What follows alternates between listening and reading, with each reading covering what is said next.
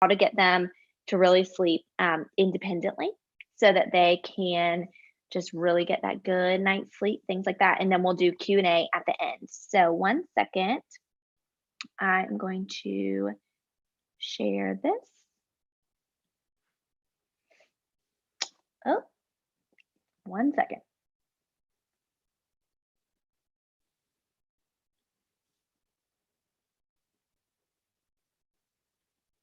Uh-oh. Okay.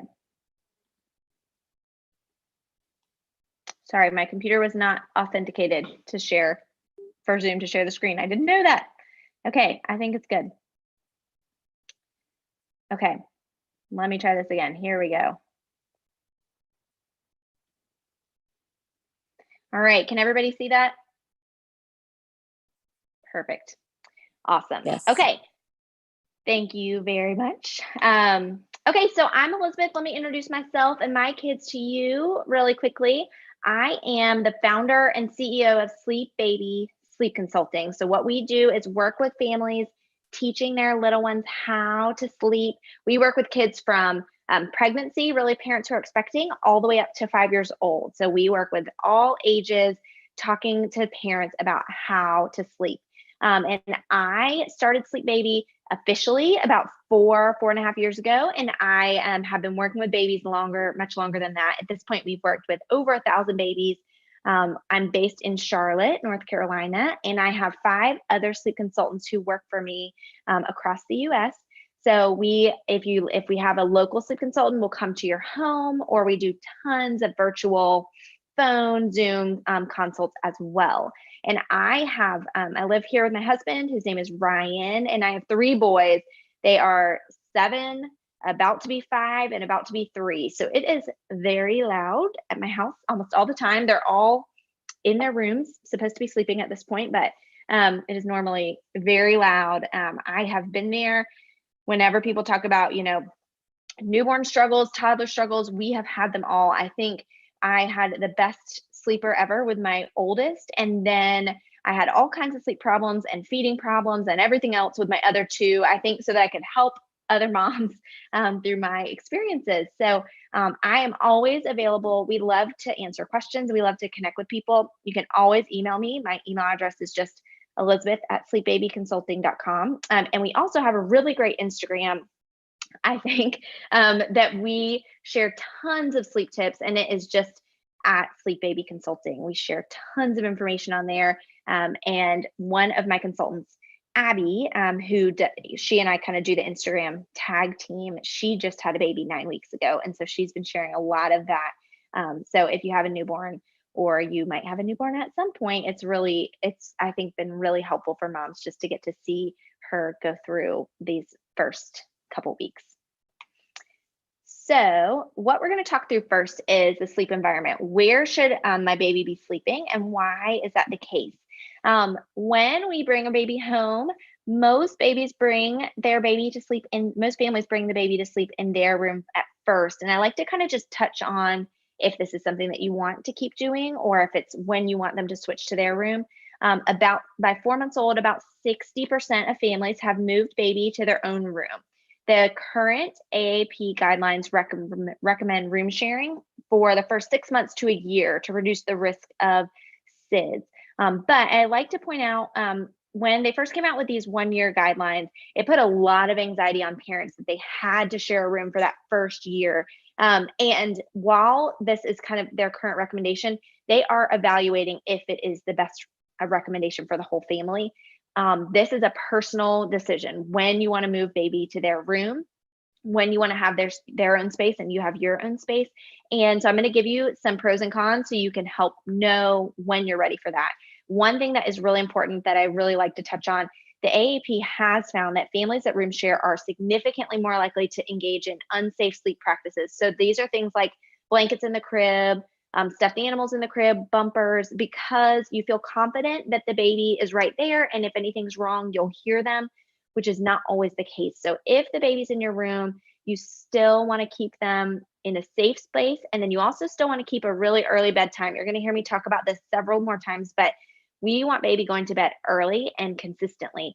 An early bedtime is going to help babies sleep much better rather than keeping them up. So once your baby is, 6, 8 weeks old, you want to think about a bedtime, usually between 7 or 7:30 is going to work with their body really well and help make sure that they are not overtired. We'll talk about that a little bit more, but think about that, especially if your baby's in your room. Think about how you can make their bedtime earlier than yours. You don't want babies staying up till 11 o'clock. So, a couple pros of keeping the baby in your room for an extended period of time or even just for those first couple weeks. It's easy for those nighttime feeds and it's easy to hear when your baby needs something because they're so close by. It's also great for parents learning your baby's cues for eating and sleeping. You spend a lot of time together and you hear, oh, this is a hungry cry, this is a tired cry. You really learn your baby a lot and it promotes a lot of bonding. On the flip side of that, while those noises help you learn about your baby, babies are super loud and they might keep you up. So if you have shared a room with a baby, you probably know. And I think a lot of us are surprised with newborns how loud they are.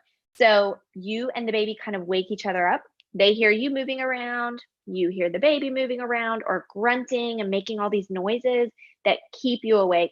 The baby can also smell you, which can kind of keep them in a lighter phase of their sleep. And so sometimes families decide earlier, look, we just need our own space. And moving them out of your room is most likely a transition that is going to happen eventually, whether that's 6 months after they're born or 3 years after they're born. Eventually, you are going to probably move them to their own space. Sleeping in their own room has its own pros and cons. The first is you're not going to wake each other up. Mom and dad don't hear as much, even with a monitor. You don't hear quite as many of those baby sounds. So you disrupt their sleep less as a result. If I hear my baby in the bassinet next to me and he's grunting and making a ton of noise, I'm going to go over and try to help him settle down to get back to sleep. If he's in his own room, I'm not going to hear that as much. And the same thing goes for if you're using a baby monitor and keeping the sound up really loud or keeping the video on all the time, even as your baby gets older. We want to make sure we're intervening when they need us and giving them space when they don't. Babies can do a lot of self-soothing and self-regulating, and we want to encourage that when it's appropriate. And so if the baby's in your room or if you have them on the monitor, make sure that you're waiting to intervene when they really need you, not jumping in at every little sound, every grunt, every kind of wiggle. We want to give them a little bit of space. Some of the cons of moving baby into their own room early is obviously the feeding. If they're still eating in the middle of the night, you have to go into their room instead of the baby being right there. It also can promote anxiety. And this is something I always want parents to recognize. Even if you think they sleep better in their own room, if it makes you so anxious that you're not sleeping, not a good fit. Healthy mom and happy and rested mom is equals a healthy and happy baby. So if you're feeling super anxious about it, it might not be time yet. And then obviously the AAP recommendation of keeping them in your room at least 6 months. Like I said, it's a personal decision on what you want to do, but it's just something to keep in mind. So there are tons of baby items. There's tons of baby gear out there. I'm sure all of you with babies were very overwhelmed the first time you went to the Target baby section or you went to register for your baby. So much stuff out there. I am kind of a baby gear minimalist. There's not that much that you really, really need. So these are the items that I really love and encourage parents to use in the baby's room that actually promote good sleep. The first one is blackout curtains. And if your baby is struggling with short naps or they are struggling sleeping in or just in general having trouble with sleep and you don't have blackout curtains, this is one of the first things we recommend to help encourage your baby to sleep well. Keeping it really dark helps when they wake up. They don't really have anything to look at. It's boring. They have no reason to be awake. So we keep it really dark so that they can go back to sleep. I even encourage people to keep it dark during their naps. Close those curtains when they're going down for a nap and open them up again when they wake up. There's a lot of talk about how to teach your baby day from night and that you might need to have it light during the day when they're napping in order to teach their body clocks to regulate. You can help, their body can learn to do that just with the light in between their naps. It does not have to be light during their naps, and the blackout curtains or shades are going to really promote long, deep sleep. And we always tell people, if you just want to test it out and see if blackout curtains are going to help you, take some black trash bags to your windows. Doesn't look pretty, but it gets the job done. very cheap. You can see if it helps, and then you can go down the line, look for blackout curtains that match your decor a little bit more. The other thing we really love is a sound machine, and we want to keep that baby up loud. We just want white noise or an ocean sound, something that is going to play in the background. This does two big things. The first is that it blocks out ambient noise from your household, so you don't have to tiptoe around being quiet when baby's sleeping. The second thing is that it helps kind of mimic the sounds that the baby heard when they were in the womb. So when the baby is inside your belly, it was not quiet in there. A lot of people researchers estimate that it was about 90 decibels, which is the sound of a lawnmower or a really loud vacuum. So then when we lay our baby by themselves in their crib in a quiet room, it's really strange and disruptive to them. So sound machine helps them settle into sleep. And I even use even more white noise when I'm soothing a baby. I will get right in their ear, even with the sound machine going, and say, shh, shh, shh, as loud as they're crying. I'll shush them to help really use that white noise to calm them down. It works really, really well. So I highly encourage sound machine. One thing that I want to stay away from is a nightlight at first, kind of the opposite of the blackout curtains. We want it to be dark in there, but you do want a really dim light for nursing and feeding your baby in the middle of the night. We want to keep it pretty dark, but enough so that you can see, to feed them, change their diaper, but keep it calm and quiet. And then the last thing is you're going to want some kind of monitor. You can do an audio monitor or a video monitor. But if you're going to be, say the baby's upstairs and you're downstairs, or you just want to be able to know what's going on, think about having a monitor. And then, like I said, use that as a tool for you so that you are responding when they really need it, but able to hold back when they don't.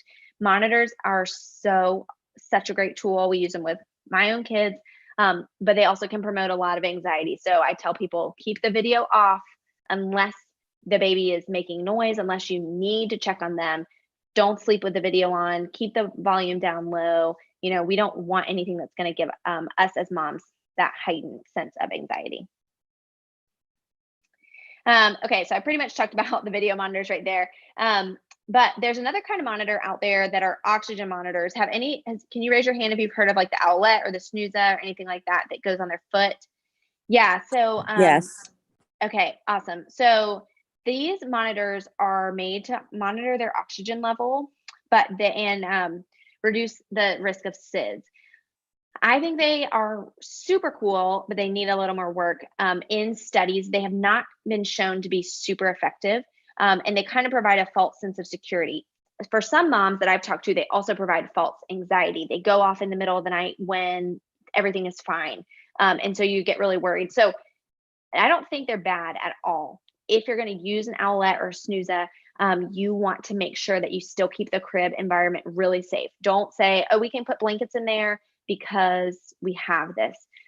Keep the crib really safe and use it kind of as a secondary. And just know, just like if you have an Apple Watch and it tracks your sleep or like your health statistics, it's not always right. Like my husband's watch will say he's like standing up when he's laying down. So they're not always right. Use your senses to keep an eye on everything as well. Okay, so like I mentioned, for the daytime, we want to recreate the night, blackout curtains and sound machine up loud. One other thing is that I also encourage you to use a swaddle for both the nighttime and the daytime. I'm guessing a lot of people tell me, you can raise your hand or let me know if your baby hates the swaddle. You feel like the swaddle makes it worse. They hate it. The kind of rule of thumb that we go by is that babies still tend to sleep sounder and longer when they're swaddled, even if they hate it at first. And it's a great sleep cue, and it really suppresses their startle reflex. When babies are little and you lay them down, they like fling their arms and legs up like this. And that startle reflex makes it really, really hard for them to sleep. The swaddle suppresses that, keeps them nice and tight. They can relax, even though it seems like a straitjacket to us. Babies love it once they get going. So use it for the naps and the nighttime. And then for you ladies who have newborns and little babies, one of the things that's really important to remember in the beginning, especially, we need to teach baby when to sleep And as they get older, we combine that with where they're going to sleep. So at first, naps in your arms is totally fine, on the go, in a stroller or baby carrier. We are trying to balance keeping them from being overtired with teaching them good sleep habits. And so even as babies get older, my goal is always for 2 naps a day in the crib, or the bassinet, wherever they're going to be sleeping at night, so they can practice. And then other naps, it's okay if they're on the go or something like that. Okay, really quickly, I just always have to go over like some safety things. The only safe place for a baby to sleep is in the bassinet or the crib with nothing in it. Car seats not clicked into their base. So you get out of the car, you go in your friend's house, and your baby stays in the car seat, and you just set it down in the room. I've done that. We probably have all done it. You just need to know that it is not considered safe due to the position of the baby's head. They can fall down like this, especially if they're really young. So in the base, it is considered safe. Out of the base, you want to make sure you've got your eyes on them, or just take them out of that car seat and hold them, or put them in like a ergo or a wrap or something like that, just kind of wrapped around you. Either way, in the base or not, make sure they're being supervised, any kind of sleep. And then the rock and play is getting less common, but last year it got recalled. This was so popular, the rock and play for sleep. Abby on my team, the one I mentioned just had the baby, she used it for her other 2 kids, and we talked about it constantly. It's not considered safe. So if somebody gave you one that's a hand-me-down, or used one with older kids, stay away from the rock and play. As helpful as they are, it's not somewhere that you want to tuck your baby in to sleep all night long.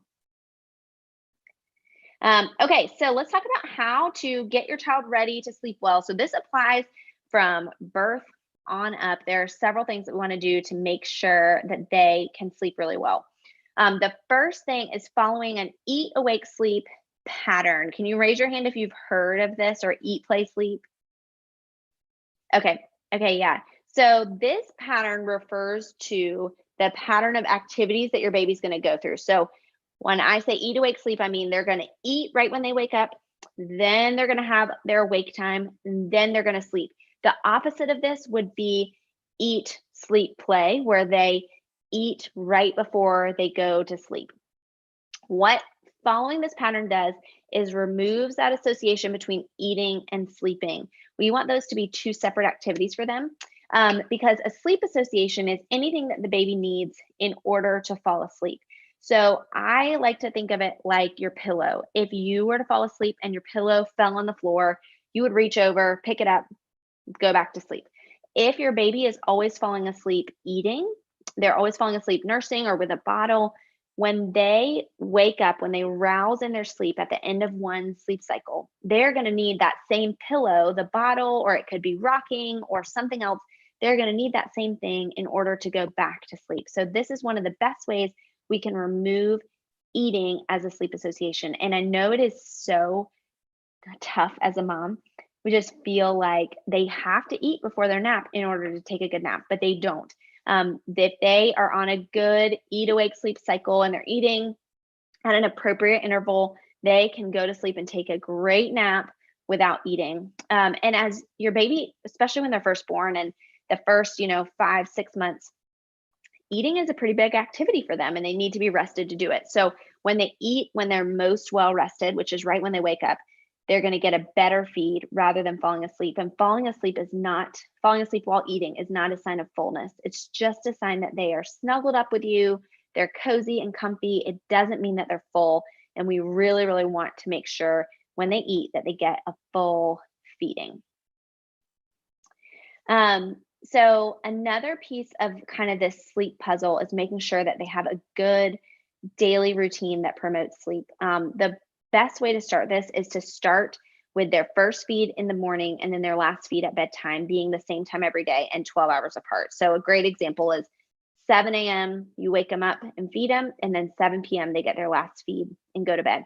This sets the foundation for a routine, and it allows you to follow your baby's cues rather than feeling like they need to be forced into a schedule. So if your baby wakes up at 7 and they can handle about an hour of awake time, they're ready for a nap at 8, and then they need to eat again at 10. So they're up at 7, they eat, they have their awake time, they go down at 8 for their nap, take a nap for an hour and a half or 2 hours, and then they eat again at 10. This would be like a newborn.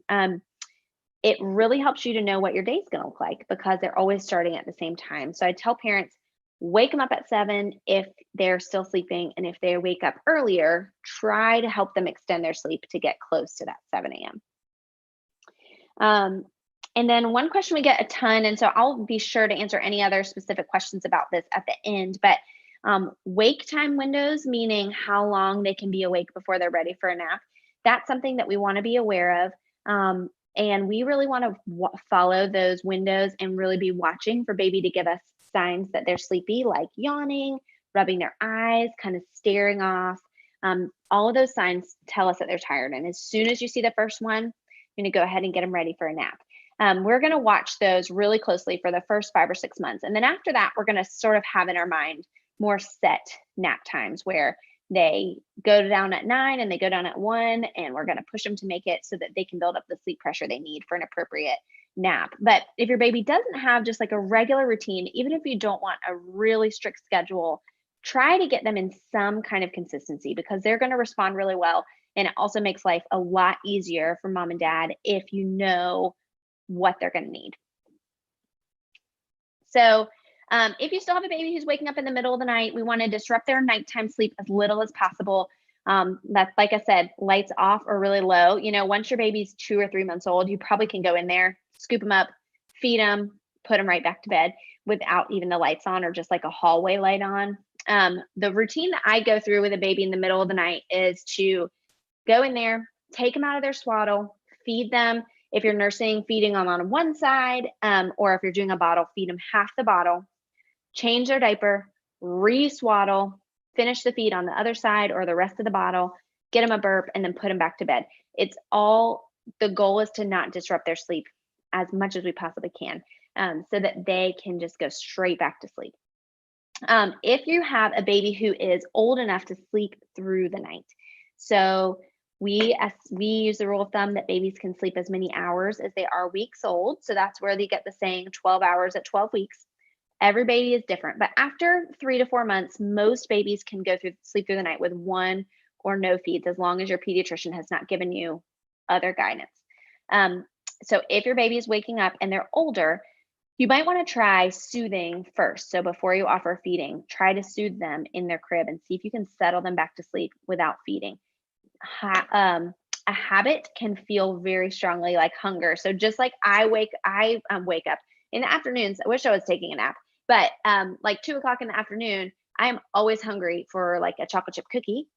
I do not need it, and I'm not actually hungry, but it really feels like hunger to me. And so baby can feel the same way. They might be used to waking up at 3 a.m. for a feed every night, and they're 9 months old. They most likely do not need that feed anymore. So try soothing, try helping them just to get back to sleep without the feed. And this is probably something people have questions about, so I will answer those for sure. Okay, before we get to the questions, I want to talk about independent sleep. You may be familiar with the term self-soothing or putting themselves to sleep. This is when we talk about a baby going into their crib awake or their bed, puts themselves to sleep. You don't have to rock them or anything like that. And this is kind of the holy grail for a parent, right? You can just walk out of the room, they're in their bed, they go to sleep. It's not possible at first. You know, newborns, we still have to help them a lot, but as they get older, by 12 weeks, I would say most all babies, barring any medical conditions, have the ability to self-soothe. So we want to teach them how to do that. Babies' sleep cycles are short. They are only 45 minutes long, and the way that they fall asleep will be what they need to fall back asleep as they go through the end of those sleep cycles. So like I was talking about with the feeding and the pillow, even if your baby's rocked to sleep or they're used to falling asleep in the swing and transferring, or they fall asleep eating, they're going to need that to continue to soothe themselves throughout the night. So we want to teach baby how to fall asleep independently, just like you and I do, so that they can put themselves to sleep. As babies get older, a lot of times what parents see is that what used to work doesn't really work anymore. We rocked them to sleep for 15 minutes, and then we'd put them in the crib and they would sleep, 8 hours, have a feed, and then sleep 4 more hours. And then as they get older, it doesn't seem to work anymore because babies wise up to our tricks. and they learn, okay, wait, I really prefer being rocked, and mom and dad just put me in the crib and I don't like that. Or I like being rocked, but also I really like getting to spend time with mom. And so I'm going to stay up longer. And it's going to take her an hour to rock me to sleep instead of 15 minutes.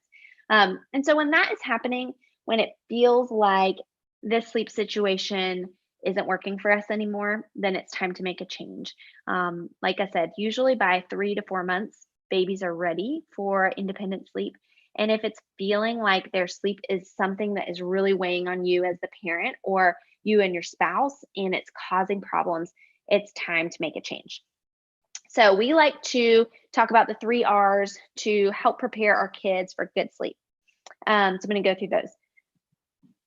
The first is rested. This sounds counterintuitive, but sleep begets sleep for babies.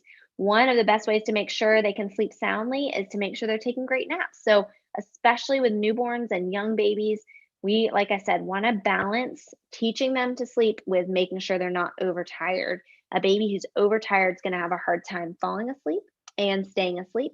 So, we want to get all of their naps in. If your baby is not sleeping at night and they're taking really short naps, I'm always going to encourage parents, let's spend a couple of days getting them awesome naps, whether that means holding them, driving around in the car, put them in like a carrier, stroller. We need to chip away at their sleep debt, meaning they've been overtired for a while. We want to get those really, really good naps in. And this is one of the best ways to help make sure your child sleeps more soundly at night. If they're waking very frequently, if I've got a 6-month-old who's waking a lot at night and taking short naps, those are almost always connected. So most kids need 1 or more naps a day until at least 3 years old. So for the 4-year-old twins who need the nap, they may not need the nap. Some 4-year-olds still do, but by 3, I would say 75% of kids have dropped their nap. By 4, it's higher than that. So I can answer some more specific questions about that. But a lot of times at that age, if bedtime is difficult on days they take a nap, it is a sign that they are ready to move on, even if they're kind of grumpy. We all have nap time transition fatigue where they seem like they still need it, but they might not.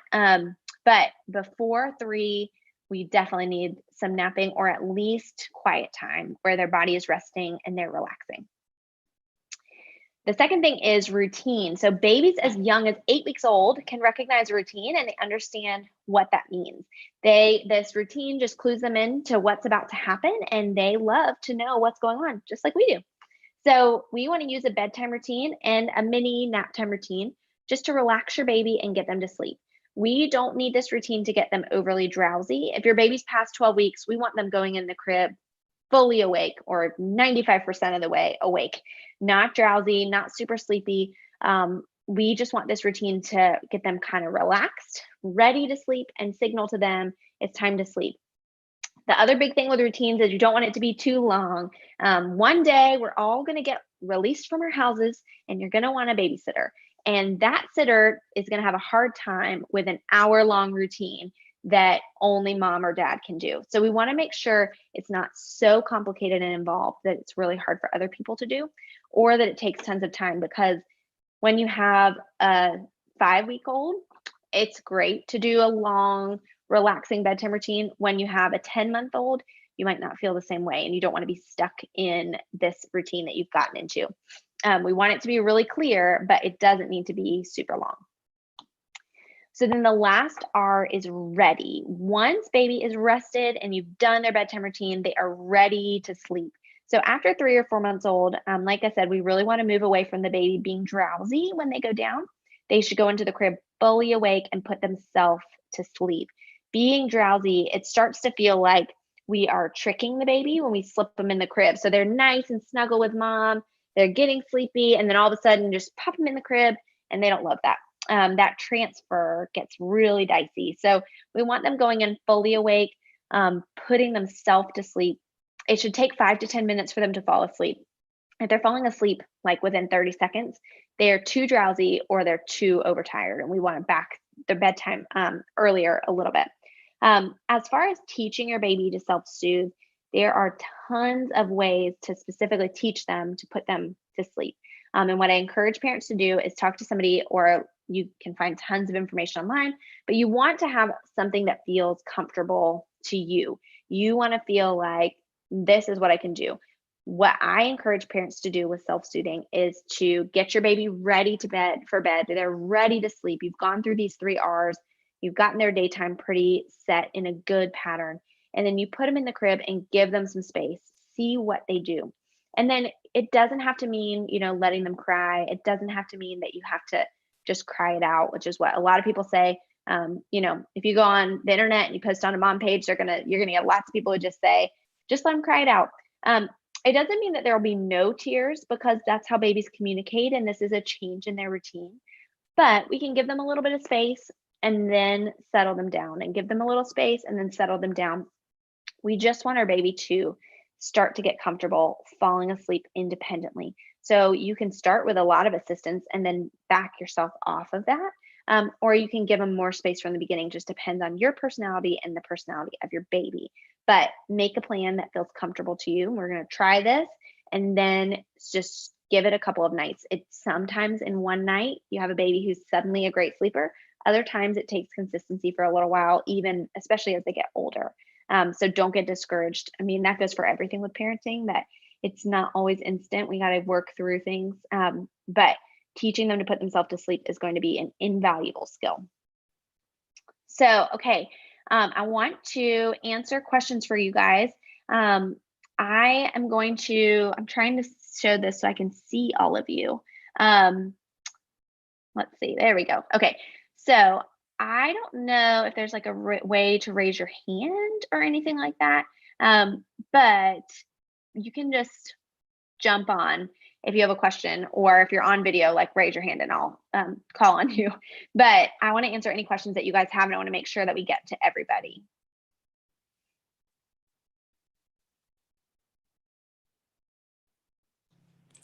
I have a question. Yes. Oh, I was gonna say there's Beth in the chat too when Okay, perfect. Chrissy's done.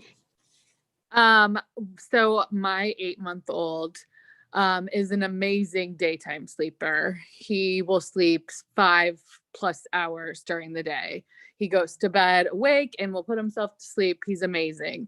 But we have never had really a through the night sleep. And I feel like it's kind of been a hamster wheel of issues, really. And once we kind of get something figured out, maybe then he starts teething and we feel like we've started something else, or he gets a little sick and we've thrown a wrench in it. But I mean, at this point, he's still waking up 1 to 5 times a night. And I kind of feel like we've tried everything and maybe just not consistently enough, long enough, but we're kind of at a loss of what else we can do. Does he eat every time he wakes up or no? Not always. He will, but we've obviously been trying to stop doing that because I don't think he needs it, but it will console him and put him back to sleep. Yeah. But that's not always it. I mean, in the times that he will get through, he wants to be up at 4:00 in the morning consistently. And so that's obviously not manageable really either. Yeah. So some of it can be overtiredness. Typically, it does not sound like overtiredness for him because he's napping really awesome. For an 8-month-old, so is that in 2 naps or 3 naps that he's taking? 2. Okay. What time is his first nap? Usually around 9. Okay, that's great. I would almost cut back his day. 5 hours for 8-month-old is a lot of daytime sleep. So I would maybe start waking him up after either like 2 hours in the morning and 2 hours in the afternoon, or 1 and 3. I might cut that back a little bit. Normally I would not advise that, but since he's still waking up a lot. The other thing you want to check for is hunger. So for a breastfed baby, they need 25 ounces of breast milk during the day. Formula fed, they need 30 ounces. If you're nursing, you kind of want to just make sure they're getting as full feeds as possible, both sides every time. You can think about it, first side dinner, second side dessert. They don't have to eat as much on the second side, but we still want to offer it. Make sure there's really good feeding going on. And then in the middle of the night, I would just start making some plans to help him go longer. So one of the best things you can do is say, okay, at this point, this time, I'm not going to feed you before this time. So 3 a.m. We know you can make it till 3 a.m. I'm definitely not going to feed you. And when he wakes before then, only offer soothing. Go in and settle him. However you taught him to put himself to sleep, kind of use the same method. Settle him, soothe him, try to keep him in the crib. Really, soothing in the crib is like the best trick. We need that baby to learn they can be comfortable on their back. So try to soothe in the crib. And then just offer that soothing. Sometimes one parent is more successful with that than the other. And so soothe, settle. When he gets to that 3 a.m. mark, okay, I'm just going to feed you and then put you back. But it sounds to me like a lot of daytime sleep, but then also just some habit that he is used to being up. He's used to getting attention. So we want to, you don't have to just let him scream it out in the middle of the night, but you do want to get firmer on, okay, we're not going to feed before this time. If he wakes up at 4:30, it is not time to get up yet. We're going to treat it as if it was 2 and you're going to stay in there or go back to sleep. He'll start to get it. It is an age where he's teething and there's lots going on. So give yourself a lot of grace there that it may be that he does great for 2 weeks and then something happens and you can always get back to it. You just kind of sometimes have to give him a little like boot camp to get back to the good sleeping. Okay. Okay, let me see. I don't think the chat is up on mine. Oh, maybe it is. Here we go. All right. I'm gonna I'm trying to see it. The chat is not showing in my screen. It might be because I'm sharing my screen. What did Beth ask? You might have to go to more. It should be like floating on the bottom or somewhere, but you can go to more and to the chat. All right, let's see. There we go. Okay, I closed my sharing my screen so I could see it. Okay, Beth, my daughter's 3 years old and often keeps herself awake by singing and playing at night. Should we shorten her daytime nap and see if that helps her? So yes, for a 3-year-old, like I said, they might be ready to have no nap. I would want to see at least 4 to 5 hours between the end of her nap and bedtime. So try to keep her nap a little bit shorter. The other thing I say though is some kids just really love some alone time in their bed, and you just see their little personalities come out when that happens. And if it is not impacting anything, she's not staying up crazy late, she's not exhausted the next day, or she's not having early wake ups, it's okay to let her just have her space, just give her some personal space before bed and let her just relax in her own way. But if she's staying up really late or she is waking early because of it, or she's just so exhausted the next day, then yeah, I would try shortening her nap a little bit and then see if that helps. And then Devin also said, my 3-year-old has the issue of not wanting to go to sleep in his bed, but will go to sleep in my bed where I have to move him back. We share a room. I don't have space to give him his own room. Can he get to sleep on his own? Yes. So this is tricky. It's going to take a lot of consistency on the part of the parents. It's not impossible, but we just need to establish some really clear and appropriate boundaries. One of the ways that you can start working on helping him get really comfortable in his bed and sleeping in his own bed is at first sitting next to the bed and rub his back while he falls asleep, and then just sit next to the bed and don't touch him, and then gradually move yourself physically, sit further and further away from the bed, closer and closer to the door while he falls asleep. Make sure he's going to bed at a time that's appropriate for a 3-year-old. So 7 or 7:30, not 10 o'clock. He doesn't need to be going to bed at the same time as you do. So help him fall asleep. And at 3, I love to use some positive reinforcement and some rewards with the baby, the toddler at this point, to help him buy into staying in his bed. Because a 3-year-old, if they don't want to do it, they are not going to do it. But using a sticker chart or another reward system to help him earn a prize or earn a treat or some special time with you is a really great way to help encourage him stay in the bed. Okay, Beth, what's the best time to transition infant from bassinet to a crib? The best time is whenever you feel comfortable, but you definitely want to do it by the time they're rolling. Once they're rolling around, the bassinet, a typical bassinet is not big enough to contain them safely. So you want them in the crib at that point. These are great questions. So anybody else have a question? You can raise your hand or just like shout it out. I do. Oh, sorry. Oh, so, no, mine just was if, in your experience, if preemies differ in the way they are sleep trained than full-term babies. This baby has been a big challenge for us, so I'm just trying to kind of figure him out. He's 6 months old, right? He's 6 months old, adjusted age, he's almost 5 months. Okay. So that is probably like a 6 week early. Yeah, he was 6 weeks early.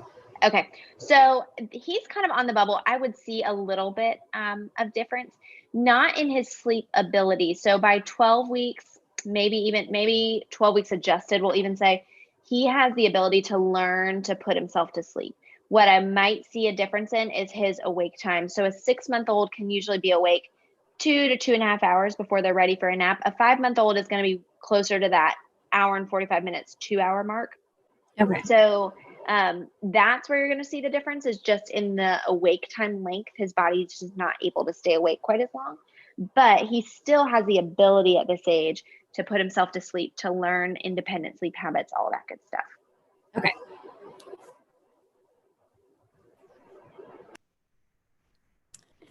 We have a question about naps. Yeah. I mean, she's 5 weeks, so she's still pretty young, but we've been finding that she's like, she'll sleep in my arms and then I'll swaddle her and then put her in her bassinet and she'll wake up about 10 minutes later. We just started having this problem this week. And she's really not napping on her own. It's been the fact that like I've had to hold her while she's napping, which I'm not getting anything done during the day. Yeah. But yeah, she is this sleeping really, I mean, she's sleeping pretty great at night. She'll Good. wake up probably about 2 o'clock and then feed and then go back to bed. That's awesome. That's amazing. So we want to teach, like I mentioned, we want to teach her when to sleep as well as where. And it sounds like you've done a really great job. If you've been holding her for her naps and she takes good naps, she is learning, her body's learning when to sleep. And so she's probably ready for you to start combining that with the where.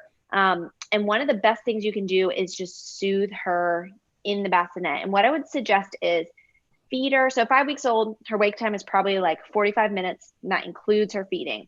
So Okay. feed her, then she maybe has a diaper change and 5 minutes where you're kind of like looking at her and all of that, cute newborn stuff. And then she's ready for sleep. As soon as you see her yawn or her eyes maybe start to look red, swaddle her up and put her in the bassinet. And what I would do is just pat her and shush her, settle her down in there on her back. And I would try to soothe her all the way to sleep in that way.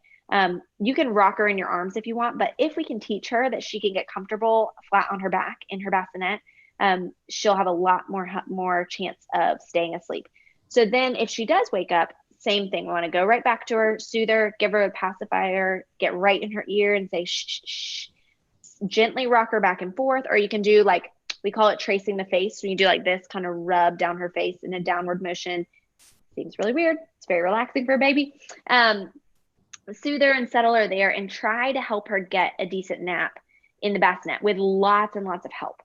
Other naps, and do that just maybe once or twice a day. Other naps, let her be in your arms. Okay. We don't want her getting overtired. Let's just try practicing it. And then when she's close, as she like moves closer to 10, 12 weeks, we want to really work on more crib bassinet naps. But in the beginning, like once, maybe twice a day, let's just try to work on it a little bit. That's great. Okay. I just didn't want to mess her up. And yeah, you can't mess her up. She's a newborn. You cannot. Spoiling a newborn is not a thing.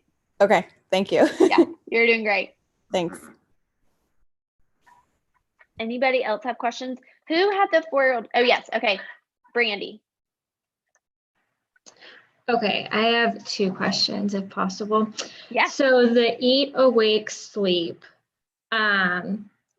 is very challenging for us to follow because he likes to sleep for about 25 to 37 minutes for every single nap unless I'm holding him. So a lot of times, like for him, I've read his wake window, kind of like you mentioned, is like 2.5. So that wake window ends right as there's a feed. So I'm feeding him and he's falling asleep. But I mean, we're in this vicious cycle of half an hour naps. And it's terrible. Yeah. So when they wake up early, the nap is not over. Just because he woke up doesn't mean the nap's over. So we need to help him learn to extend his naps. Make sure he's at this age, he's 5 months old, right? Mm-hmm. Okay. So at this age, we want him putting himself to sleep, learning to put himself down. And then that will help. I think about sleep skills like a pyramid. The first level is self-soothing. And then above that is connecting their sleep cycles, which is what allows them to take a long nap. So if he can put himself to sleep, is more chance of connecting sleep cycles. Make sure he's not overtired. If they're waking frequently from a short nap and they're crying, like real fussy right away, that can be a sign he was awake too long. So maybe back up on his wake time a little bit, put him down. And then when he does wake up early, same thing that I was describing to Bianca, soothe him in the crib. Try to settle him down, shush him. You might not pat him or shush him all the way to sleep. Just get him calm, help him to connect those sleep cycles. We really want to work on this. I know I keep talking about her, but she just had a baby and she keeps doing all of these like Instagram stories she's like talking about this. Abby, now her baby's only 9 weeks old, but yesterday she did these Instagram stories where she talked about he woke up early from his nap and this is exactly what I did. We saved them. We have on our Instagram, we have a highlight that's for short naps and we saved those stories because she said, this is what I did. And so it walks you through really, really great. And she was like doing it in the moment. And he has a pacifier, which I don't like them for the reason that I'm in is we have this vicious cycle of when his sleep cycle is coming to like the lighter one. He's, like you said, like he's very loud and grunty and moany and fussy and is just out of control, but he's still in our room because of the whole AAP 6-month thing. So we've gotten like in this habit, like he needs his pacifier to fall back asleep. But I mean, how do you tell a 5.5-month-old that you can't have a pacifier anymore? Yeah. So at this age, he's almost just about old enough to learn to put it in himself. So I would work with him a lot on that. The two ways that I like to work with them is to kind of use it as a toy. Like when you're doing tummy time, have some pacifiers around, help him learn to grab them, put them in his mouth. And then like whenever you're around in the car seat or like out and about, clip it on him on one of those pacifier clips and help him learn to, find it and bring it to his mouth. And then when you put tons in the crib with him, he can kind of just reach out and grab one. Yeah. So he is at the age where he wants it, but he needs to learn to put it in himself. But it does sound, some of the things you're saying sound a little bit like overtiredness to me. So I probably would back off his wake window a little bit shorter, and then keep helping him with those naps. And remember, at 5 months old, they're still taking 3 naps or like 2 naps and a cat nap. So at least one of those can be, in your arms or on the go. Get him a really good nap so that he's not getting overtired. Okay. Thank you. Yeah. What else can I answer?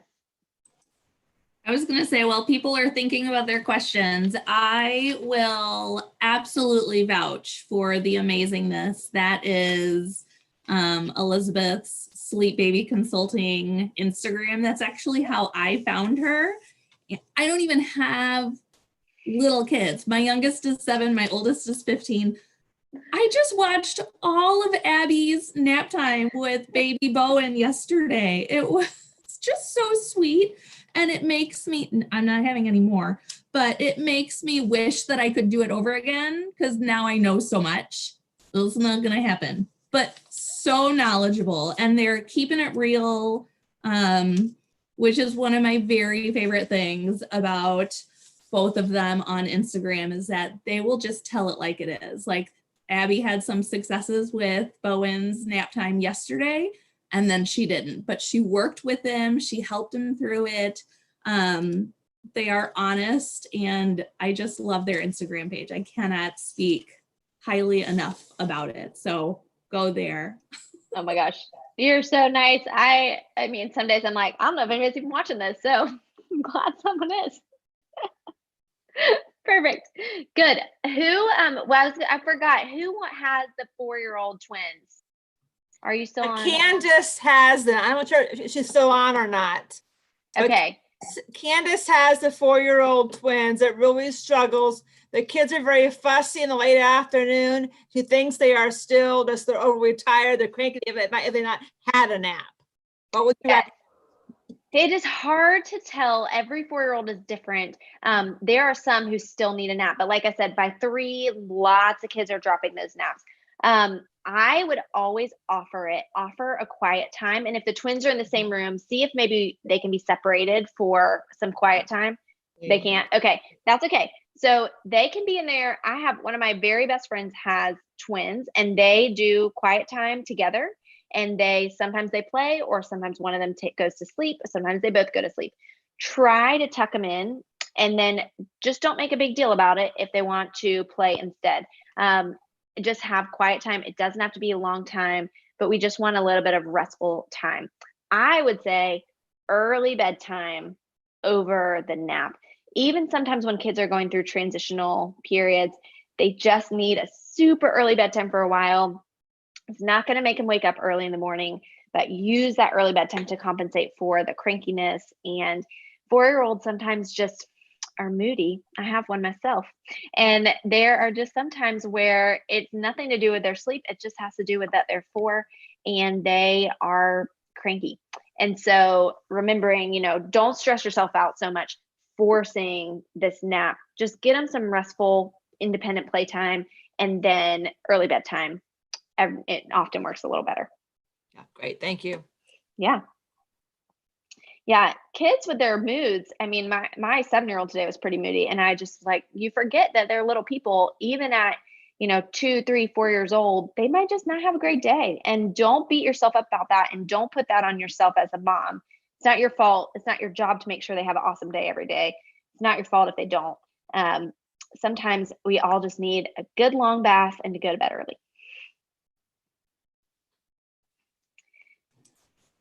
There's another question in the chat. Yes. Okay. 5 weeks old, teaching her when to sleep. Is it realistic to have her on schedule at this point? Are we trying to catch her within wake windows? Great question. Congratulations on your baby.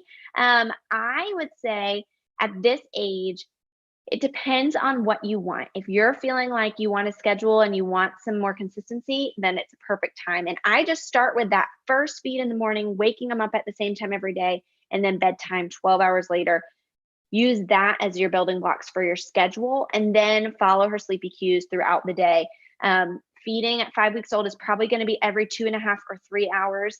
Keep that really consistent. Make sure they don't skip any feeds during the day, or they'll wake for them at night. With my first son, he would take this great 4-hour nap in the afternoon as a newborn, and that was awesome. But then he was up every 2 hours at night, and I realized it was because I was letting him sleep so long in the day. So keep those feeds. Make sure they're not skipping any feeds so that they can sleep at night. And just start with a really basic schedule with that first and last feeding, and then consistent times throughout the day, and follow her wake windows. Awesome. These are such good questions. Does anybody else have any other ones? I do have a quick question. So my 3.5-year-old, she's at that point where it really seems like she's ready to fully drop her afternoon nap. But so on the weekends when she's at home, we don't make her nap at all. We say, you can, if your body's telling you you don't need a nap, let's just, you don't have to take a nap. But then at school, she's taking, still a 2-hour nap at preschool. So it just makes bedtime, she won't stay in her room by herself. So it takes an hour for her to go to sleep. So in that case, would you recommend pushing bedtime back? Yeah, you could push it back about 30 minutes, kind of split the difference there. The other thing I would say is let her just have some quiet reading time, and say okay, I know you're not tired. It sounds like you guys already used the language with her, your body's telling you you're not tired. So, okay, I know you're not tired yet, but it is time to start quieting down and getting ready for bed. So I'm going to, you do your bedtime routine. Make sure you have a great routine with a really firm ending. So she's not just stalling. You have a really firm ending. We read our 2 books, we sang a song, now it's time to go to sleep.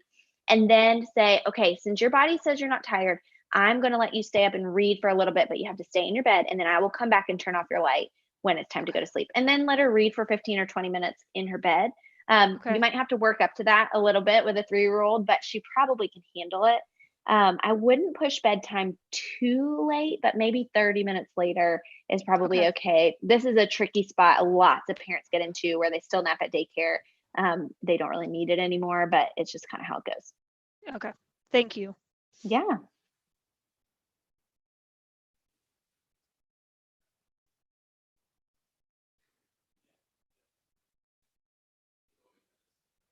All right. Anybody else?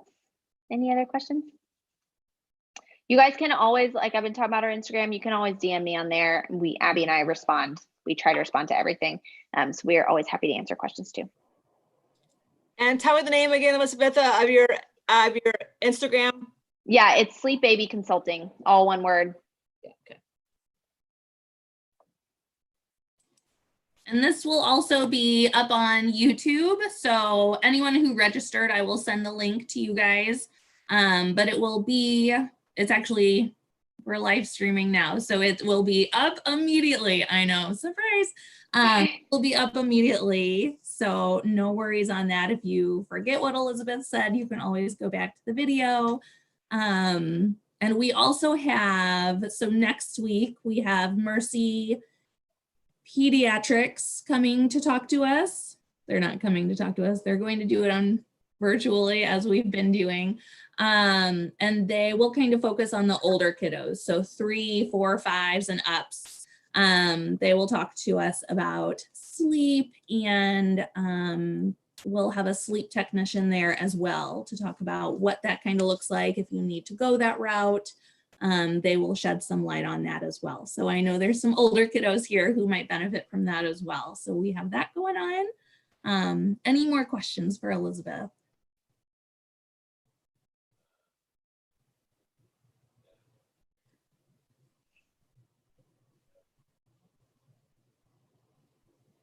Well, thanks y'all for having me. This has been so fun. Absolutely. Thank you so much for coming and speaking with us. This was super helpful. I know we always get a ton of questions about baby sleep. So this was excellent. Thank you so much for joining us. And I hope to see you guys again soon.